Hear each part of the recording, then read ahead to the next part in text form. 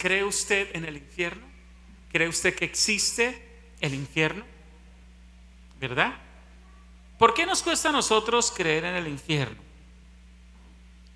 Así como nos cuesta pensar en la muerte física, todavía aún más nos cuesta pensar en la muerte eterna.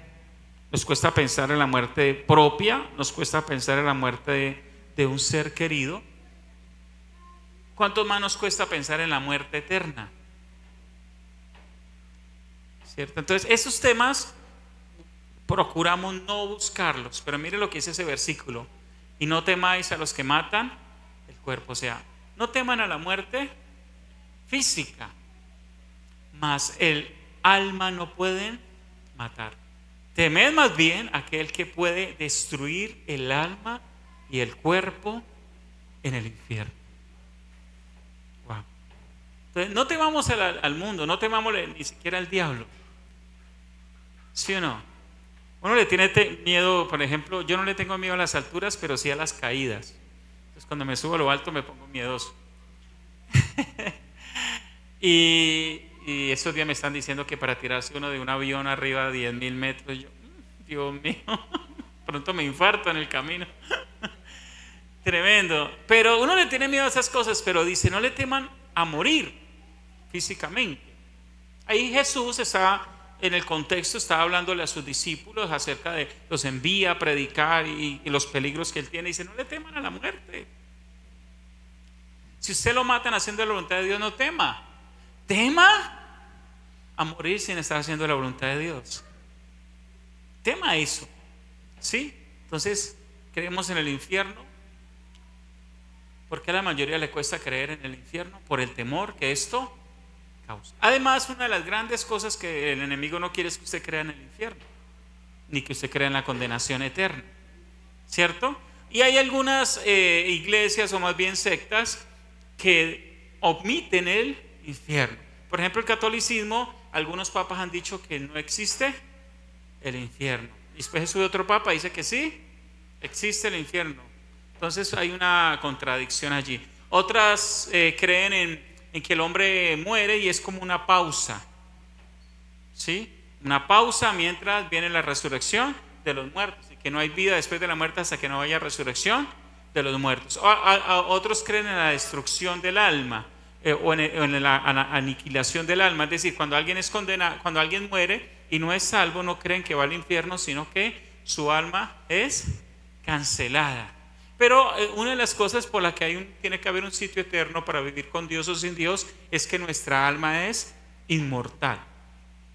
Nuestra alma es inmortal. Hay tres conceptos que hay que saber. El concepto eterno, que es que no tiene ni principio ni fin, o sea, no fue creado ni termina. El único eterno es Dios, no fue creado ni tiene fin. El siguiente concepto es el concepto inmortal. Tiene principio, es creado, pero no tiene fin. Nuestra alma es inmortal. Y el siguiente concepto es el concepto de mortalidad. Es creado y tiene un fin, como el cuerpo físico. ¿Okay? Pero como nuestra alma es inmortal, ella tiene que vivir una eternidad en algún lugar. ¿Sí? Si decidimos vivirla para Dios, vamos a vivirla con Él. Si no, vamos a vivirla sin Él, pero tenemos que vivirla en un lugar. Así que un concepto que podríamos decir filosófico del infierno es un lugar sin Dios y sin sus beneficios.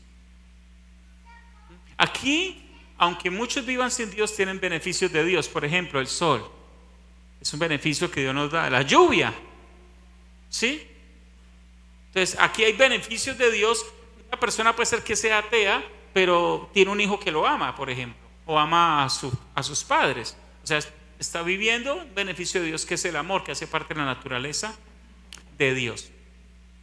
Muertes promedio. En el día están muriendo más o menos 170.463 personas. Ese es el promedio que mueren todos los días. Uno se asusta cuando mueren 10, 20 personas juntas, pero todos los días, hermano, todos los días están muriendo más de 170.000 personas.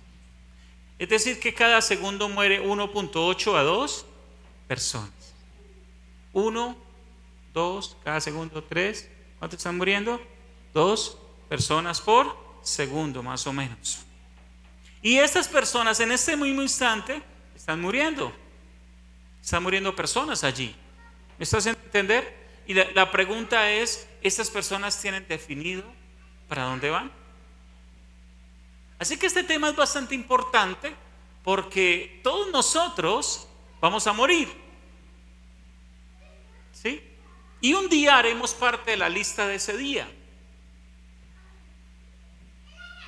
Un día llegará nuestra hora, un día haremos parte de la estadística de los 170,000 que mueren, ¿cierto? Algunos tendrán la fortuna de morir viejos, pero la gran verdad es que el 80% de las personas están muriendo jóvenes. Así que la muerte no es algo exclusivo de los viejos. Pastoreé una pareja ya de ancianos y el hombre se enfermó de cama, diálisis, ya para morirse, y la esposa lo cuidó. Y hace unos 3, 4 años él la enterró a ella, y nomás como antier hablé con él. Ya tiene 80 y mucho de años, hermano. Entonces no sabemos nosotros realmente cuándo es el último día de alguien. ¿Dónde va la mayoría de las personas según la Biblia?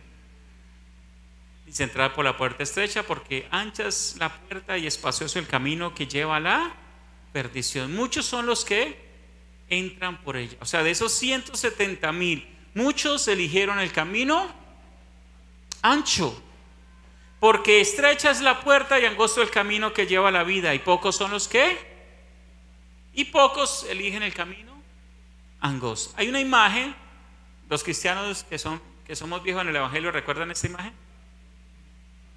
La de los dos caminos, la de ese pasaje que acabamos de leer. Era una costumbre hace muchos años atrás que usted llegaba a una casa cristiana evangélica y ¿qué encontraba? Un cuadro con esa imagen, ¿sí se acuerda? Uno entraba y sabe que ese cuadro era evangelístico porque cualquier persona que visitaba la casa miraba el cuadro y ve, explícamelo. No, sencillo. Aquí hay una puerta ancha y aquí hay una puerta angosta, ¿cierto? Y la gente que le gusta entrar por la puerta ancha y parece que todo va bien, ¿cierto? Y que es divertido.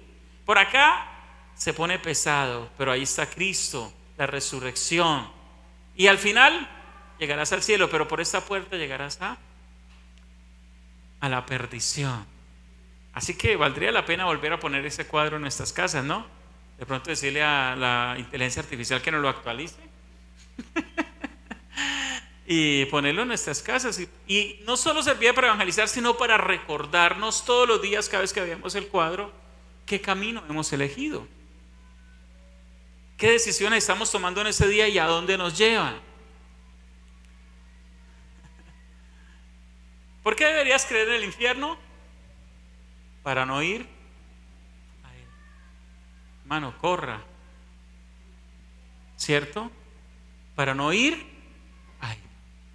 Entonces yo le estoy predicando el infierno no porque quiero que usted vaya al infierno, al contrario, le estoy predicando del infierno porque no quiero que usted vaya, ni usted ni yo vayamos a ese lugar. Nuestra meta no es ir al infierno. Nuestra meta como iglesia es ir al cielo con nuestro Señor.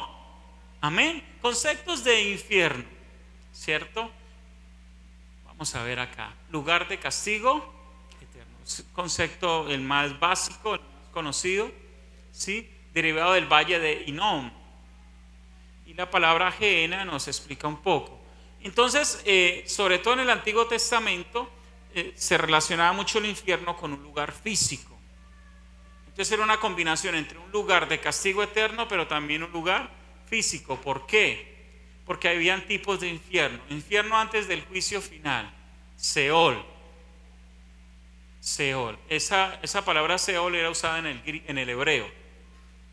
¿Sí? Mundo de los muertos, como si fuera retiro subterráneo. Entonces, si ves, mundo de los muertos, pero es algo subterráneo. Hades, región de los espíritus de los muertos. Ese ya es en el Nuevo Testamento. Abadón también aparece allá. aparece incluso en los dos idiomas se alcanza a tocar. Infierno después del juicio final es el lago de fuego. ¿Qué explica esto? Se lo voy a poner así. Alguien lo cogen y lo meten a la cárcel, pero no lo meten a un destino final, lo meten a una cárcel hasta que tenga un juicio. Sí, él es procesado. Entonces, hasta que no tenga el juicio, no lo meten a la cárcel. Pero él sí está en una prisión, solo que es una prisión de menos seguridad. Después del juicio está en otra prisión. Entonces, las personas cuando mueren y no son salvas van a un lugar, pero no es el lugar final, pero ya es un lugar de tormento. Después del juicio van a un lugar que se llama el lago de fuego, que está sin estrenar. ¿Ok? ¿Dónde queda el infierno? ¿Dónde está? ¿Sí? Números 16:32 dice: abrió la tierra su boca y los tragó a ellos y a sus casas, a todos los hombres de Cored y a todos sus bienes. Y ellos con todo lo que tenían descendieron vivos, escuche, vivos al Seol, y los cubrió la tierra y perecieron de en medio de la congregación. Entonces, ¿dónde queda el Seol o el infierno? Dentro de la tierra. Y he ahí porque la interpretación de en el Antiguo Testamento que relacionaban las dos cosas: un lugar en la tierra, pero dentro de la misma donde iban los seres humanos. Entonces, el Seol bíblicamente queda dentro de la tierra. La tierra es bastante compleja. ¿Sabía usted que científicamente no hemos podido penetrar la tierra? El máximo agujero que se ha hecho en la tierra es de 12 kilómetros. No se ha podido pasar de allí. ¿Por qué? Porque cuando han llegado los 12 kilómetros es muy caliente. ¿Sí? Entonces la fricción no permite. Además, el hueco ese que hicieron de los 12 kilómetros, algunos testifican que escuchaban gritos salir de ese agujero. Entonces eso es parte de un testimonio también de vida. Dicen que eso está en internet si usted lo quiere buscar, que al cavar dentro de la tierra escuchaban gritos. Ahora vamos a ver un poquito más. El radio de la tierra es de 6.356 kilómetros. Si la tierra fuera un huevo, la parte más profunda del mar son 11 kilómetros, las fosas marianas. Si la tierra fuera un huevo, las fosas marianas y eso que le digo, los 12 kilómetros, no alcanzaría a romper la cáscara del huevo. Para que tengamos, o sea, es decir, el mar ni siquiera profundizaría lo que es la cáscara del huevo, porque uno se imagina el mar y el mar metido, no, tremendo. ¿Sí me está haciendo entender? Entonces, ¿qué hay dentro? No hay agua hasta las profundidades que pensamos, 12 kilómetros, pero ¿qué hay dentro de la tierra? ¿Sí? Esa es la corteza terrestre, el manto superior. El manto superior, la temperatura está entre 200 a 900 grados centígrados. Es sólido como roca fundida. Luego está el manto inferior. El manto inferior es el más grande. El 56% de la tierra es el manto inferior. La temperatura ya está entre 1600 y 2300 grados centígrados, hermano. Y está compuesto de magma, que ustedes conocen cuando se derrite y sale por los, ¿cómo se llama? Volcanes. Eso.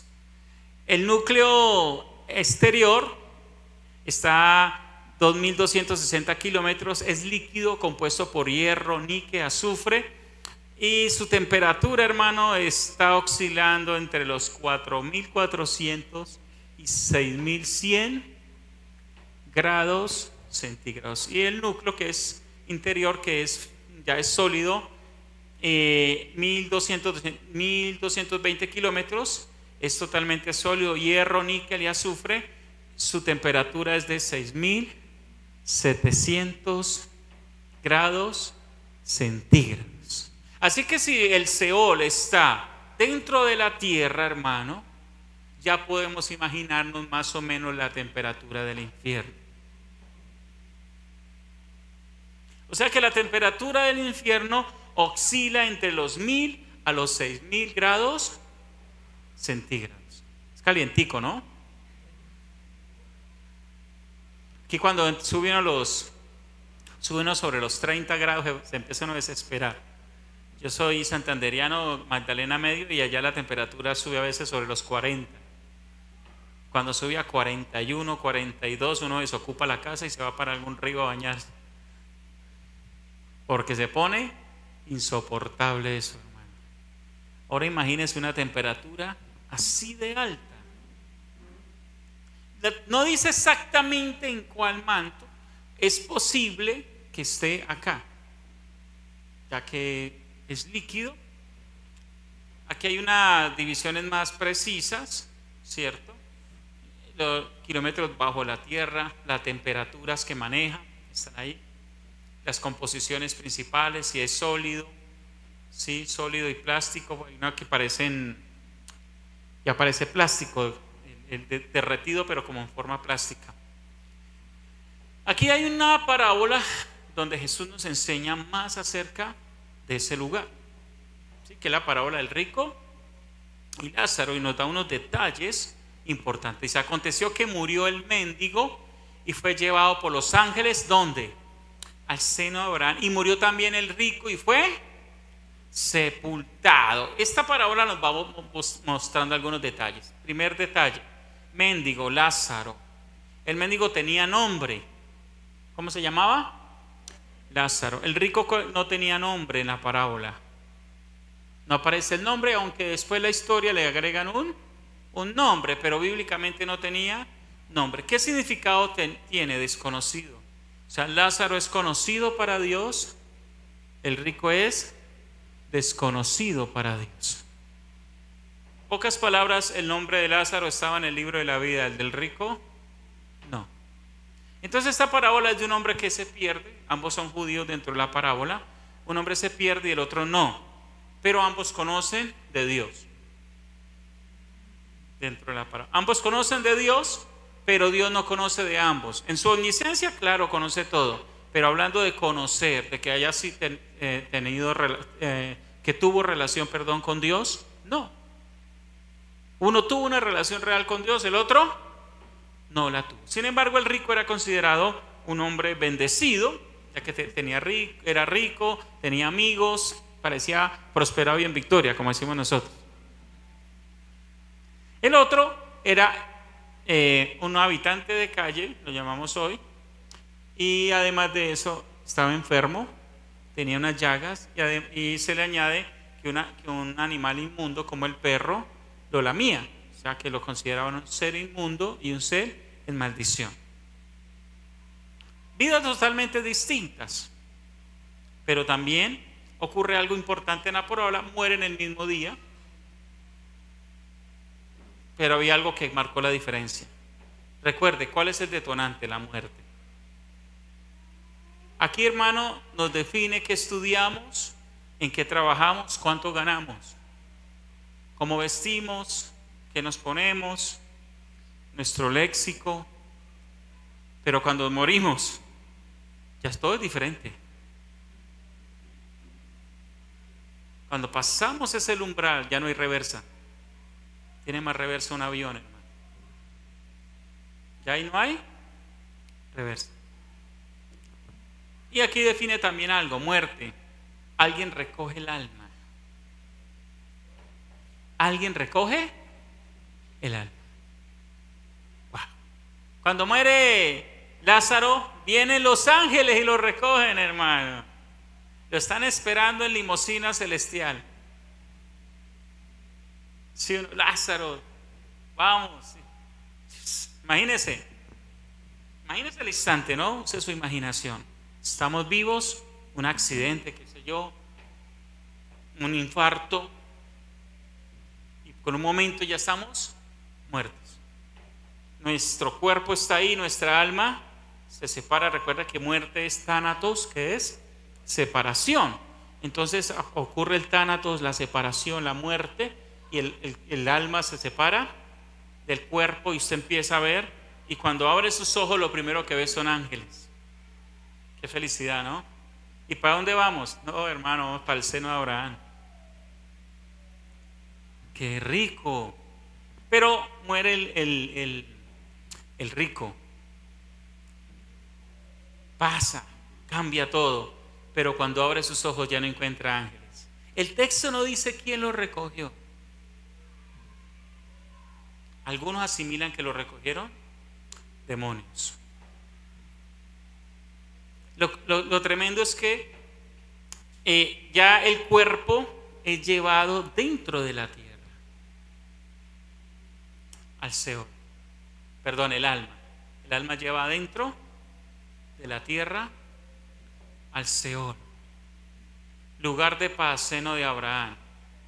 Algo importante, vamos a seguir viendo. Y en el Hades alzó sus ojos y estando en tormento y vio de lejos a Abraham y a Lázaro en su seno.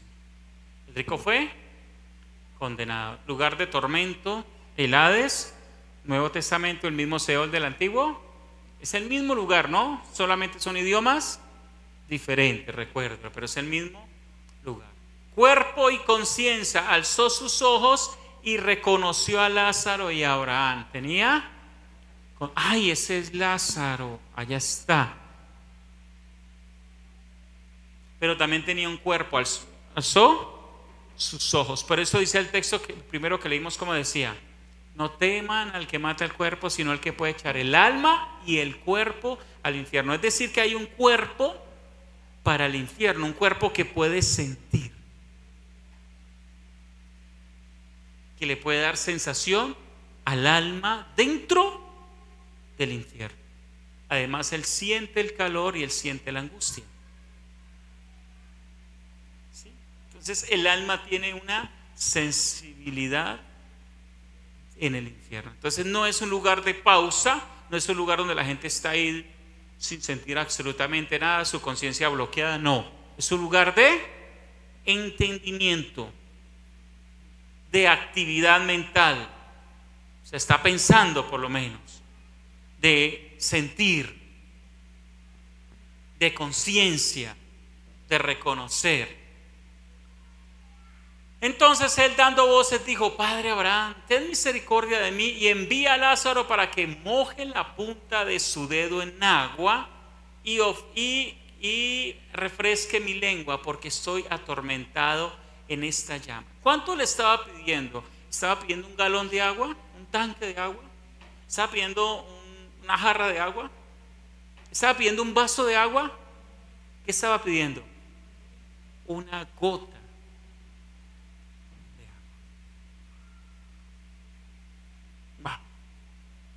O sea, a esa temperatura no hay agua.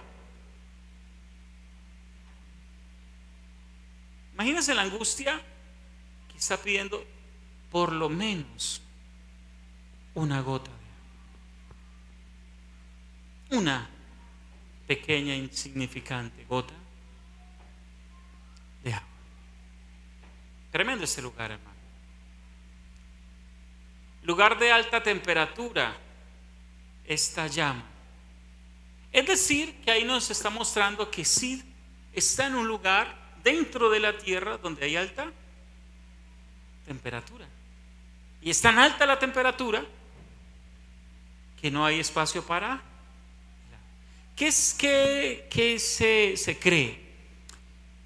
Que hay como especies de cavernas que Dios dejó para poner a los perdidos. A los perdidos. Lugar sin agua, ¿sí? Aquí hay otra cosa importante. Dice: además de todo esto, una gran cima está puesta entre nosotros y vosotros, de manera que los que quisieren pasar de aquí a vosotros no pueden, ni de allá para acá. Entonces la palabra aparece allí. Mire, ¿están cerca o están lejos? Están cerca.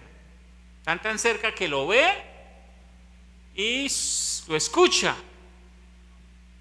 Pero imagínese, está el infierno, pero imagínese que cerca hay una zona VIP que Dios creó. ¿Sí? Y allá hay, hermano, botellas de agua. Vamos a usar pues la imaginación, déjeme ahí. ¿Cierto? Comida 24 horas para que la pase rico, frutas, todo. No sabemos cómo lo hizo Dios, pero en el mismo lugar cercano creó dos lugares distintos. ¿Qué los separa? Una cima. La cima que nosotros conocemos es la cima con C, ¿no? Hacia arriba. Pero la cima con S es cima hacia abajo. Entonces había un abismo. Y ese abismo es tan profundo que ni estando en el infierno se quieren meter. ¿Es posible que ese abismo llegara hasta el centro de la misma? Es decir, que aquí estaba caliente, pero el que cae ese abismo, allá está más caliente. ¿Me está haciendo entender? Es posible que para causar el temor de usted no salir de un lugar así e intentar pasarlo, es porque es peor caer en ese abismo. Pero ese abismo los separaba y no podían hacer absolutamente nada. Inescapable, no se puede salir. Hermano, no hay cárcel en la tierra tan segura como el infierno. ¿Quién tiene las llaves del infierno, del Hades? He aquí vivo y estuve muerto, mas he aquí que vivo por los siglos de los siglos. Amén. Y tengo las llaves de la muerte. ¿Quién es el que tiene las llaves? No la tiene el diablo. Algunos pintan el diablo reinando en el infierno. No, eso es una mentira. La llave del infierno la tiene Jesús. Wow. Por eso es el que decide, hermano. Pero también, hermano, no se puede salir. Él solamente tiene la llave, no hay copia.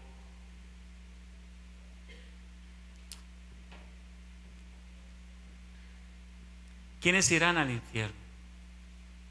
Los incrédulos, Apocalipsis 15:8. Pero los cobardes e incrédulos, los abominables, homicidas, los fornicarios y hechiceros, los idólatras y todo mentiroso tendrá parte en el lago que arde con fuego y azufre, que es la muerte segunda. Los que no obedecieron el evangelio, segunda a los Tesalonicenses 1:8, en llama de fuego para dar retribución a los que no conocieron a Dios ni obedecieron al evangelio de nuestro Señor Jesucristo, los cuales sufrirán pena de eterna perdición, excluidos de la presencia de Dios y de la gloria de su poder. Los simpatizantes, Lucas 13:26, entonces comenzarán a decir: delante de ti hemos comido y bebido, y en nuestras plazas enseñaste. Pero os dirá: os digo que no sé de dónde sois. Gente que pasó por las iglesias: apartados de mí, todos vosotros hacedores de maldad. Allí será el llanto y el crujir de dientes cuando veáis a Abraham, a Isaac y a Jacob. Una escena parecida a la que estamos nombrando. Y a todos los profetas en el reino de Dios, y vosotros estéis excluidos. A los falsos cristianos, Mateo 7:22. Muchos me dirán aquel día: Señor, Señor, ¿no profetizamos en tu nombre? Y en tu nombre echamos fuera demonios, en tu nombre hicimos muchos milagros. Y entonces les declararé: nunca os conocí, apartados de mí, hacedores de maldad. Recordemos que ese día es el día del juicio final. Los no inscritos en el libro de la vida, y el que no se halló inscrito en el libro de la vida, como el rico aquel, fue lanzado al lago de fuego. Ya les expliqué que el lago de fuego es la cárcel final o el infierno final después del juicio final. ¿Quiénes se librarán del infierno? Los salvos por gracia. Ahora pues, ninguna condenación hay para los que están en Cristo Jesús, los que no andan conforme a la carne, sino conforme. ¿Cuál es la promesa? Ninguna condenación hay. Wow.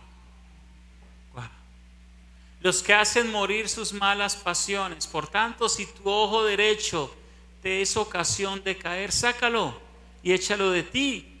Oiga, hermano, pues es mejor que se pierda uno de tus ojos, sino que todo tu cuerpo se eche al infierno por estar viendo pornografía, o las chicas por allá.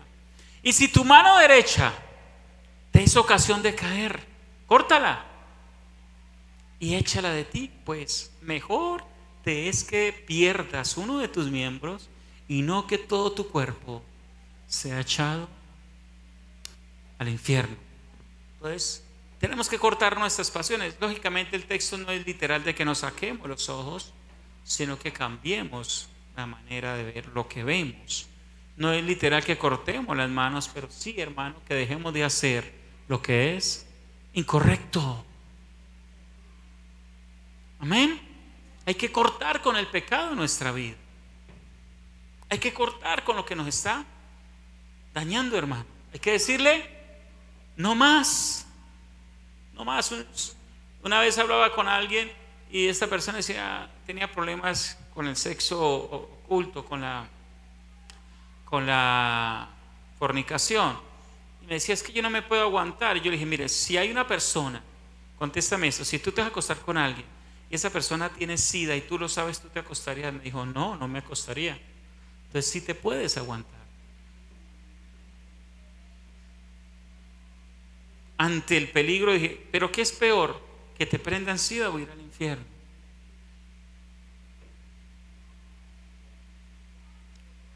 Hermano, el pecado lleva al infierno.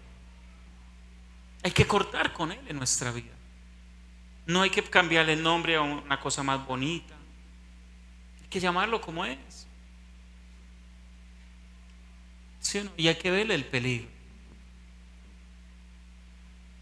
Los que amaron con acciones a Cristo, dice, entonces el rey dirá a los de su derecha, venid, benditos de mi Padre, heredad del reino preparado para vosotros desde la fundación del mundo. Porque tuve hambre y me diste de comer, tuve sed y me diste de beber, fui forastero y me recogiste, estuve desnudo y me cubriste, enfermo y me visitaste, en la cárcel y viniste a mí.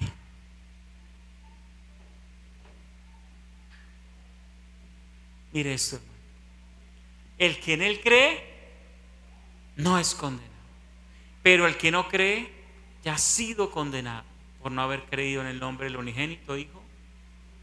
¿Qué quiere decir esto, hermano? Todos merecemos el infierno. Esa noticia es dura, ¿no? Todos, sin excepción.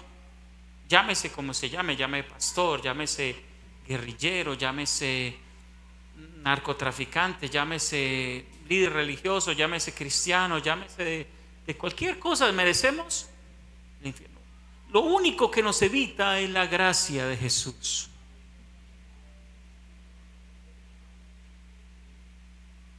Una gracia que fue regalada por medio de la cruz. Él pagó el precio, hermano. Pero mire, el que cree en él, el que recibe él. Ahora, si usted lee todo el contexto de Juan 3, ¿qué hay? Está Nicodemo, un líder religioso que iba a ir para el infierno. Líder religioso, ¿y para dónde iba a ir? Para el infierno, Nicodemo. Pero también, ¿qué tema hay en el capítulo 3? Nuevo nacimiento. Entonces, creer en él tenía que romper su propia religión como Nicodemo, romper las creencias falsas como Nicodemo, arrepentirse, nacer de nuevo. Tremendo. El que cree en él no es condenado, pero el que rechaza lo que él hizo, su sacrificio, ya es condenado por no haber creído en el nombre del unigénito Hijo de Dios. O sea, lo tremendo del juicio final es saber que cualquiera o todos merecíamos el infierno, pero por haber creído en él, por habernos arrepentido, acercarnos con un corazón sincero a Dios, él nos hizo nacer de nuevo, puso nuestro nombre en el libro de la vida y nos dio vida eterna gratis. Qué cosa tan tremenda, que nadie merecemos el cielo, que por gracia no lo dé.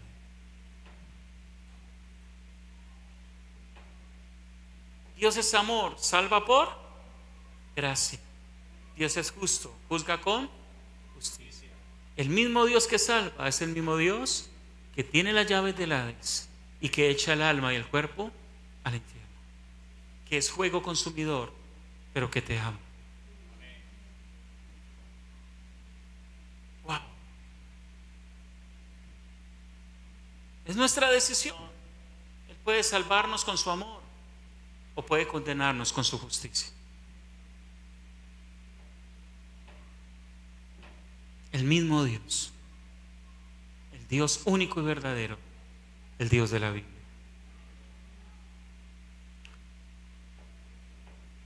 Mira esta escena.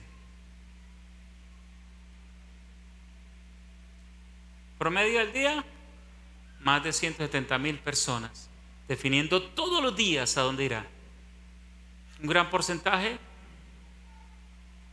¿qué dirán? Dirán al infierno. Otros pocos al cielo. ¿Sabe? Todos estamos en esa fila ya, sin saberlo.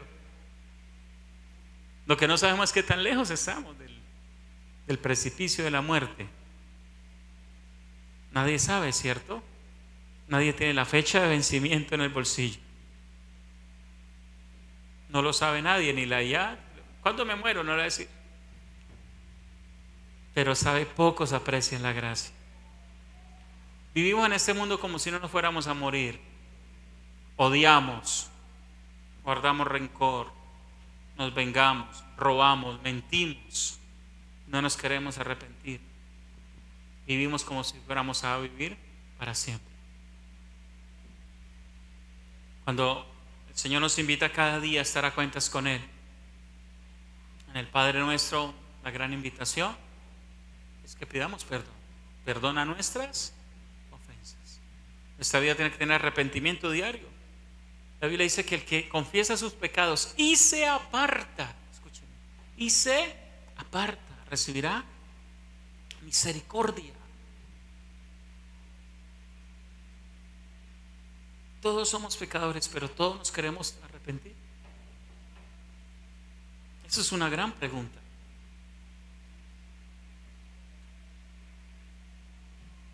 Es una gran pregunta. Y ahí está el detonante, la muerte. Después de la muerte ya no hay decisión, no hay reversa. Hoy es el día de decidir. Quiero terminar con esto. ¿Sabe que el infierno fue hecho para Satanás, sus ángeles y sus seguidores? Para ellos fue hecho el lago de fuego. Pero por rechazar a Dios, Dios tuvo que hacernos un espacio allá al que no quiso obedecerle para estar en ese lugar. Porque ¿cuál era el propósito de Dios desde el principio? Vivir en medio de nosotros. Emmanuel, Dios. Ese ha sido el propósito eterno de Dios, vivir contigo y conmigo. Y eso es el cielo, vivir con Dios. Hoy los dejé ahí en el infierno, la otra semana los llevo para el cielo. Así que no se lo pierda. Que la otra semana va a ser una predicación más feliz. Pero si obedecemos lo que Dios nos dice hoy. Amén. Vamos a ponernos de pie, por favor.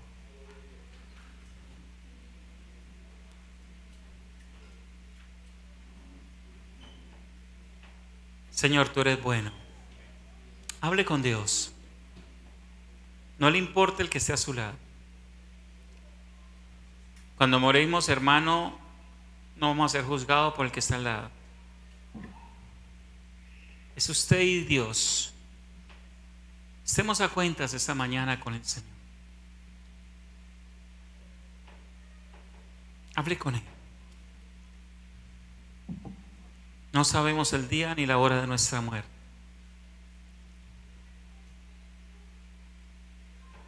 Esta joven